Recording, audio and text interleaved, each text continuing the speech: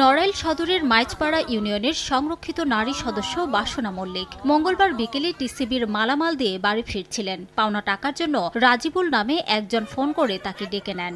রাজিবুলের কাছে যাওয়ার পর ফারুক, চঞ্চল, শফিকুল সহ কয়েকজন মিলে ওই নারীকে সংঘবদ্ধ ধর্ষণ করে ভিডিও ধারণ করে। ঘটনা সবাইকে জানিয়ে দেওয়ার হুমকি দিলে মুখে বিষ ঢেলে দেয় অভিযুক্তরা। বাড়ি ফিরে আত্মসম্মানের ভয়ে ভুক্তভোগী কাউকে কিছু জানাননি। অসুস্থ হয়ে পড়লে বুধবার সকালে তাকে যশোর জেনারেল হাসপাতালে নেওয়া হয়। সেখানে চিকিৎসাধীন অবস্থায় মারা যান ওই ইউপি সদস্য। মৃত্যুর আগে তিনি ছেলের কাছে নির্যাতনের বর্ণনা ও জড়িতদের নাম বলে গেছেন বলে জানান স্বজনরা।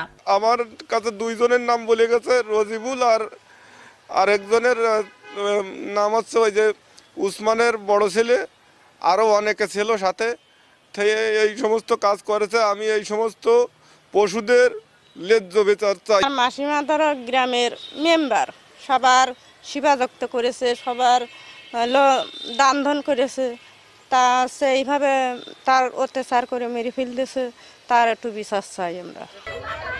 এই ঘটনায় জড়িতদের দৃষ্টান্তমূলক শাস্তি দাবি জানিয়েছেন জনপ্রতিনিধি সহ এলাকাবাসী। ফারুক ছিল, চঞ্চল ছিল, আর শফিকুল ছিল, আর বাসনা খালা ছিল। এই মোট 6 জন ছিল। একজন জনপ্রতিনিধির অস্বাভাবিক মৃত্যু কোনোভাবেই কাম্য নয়। এর দৃষ্টান্তমূলক শাস্তি হোক এবং অপরাধী সে যেই হোক।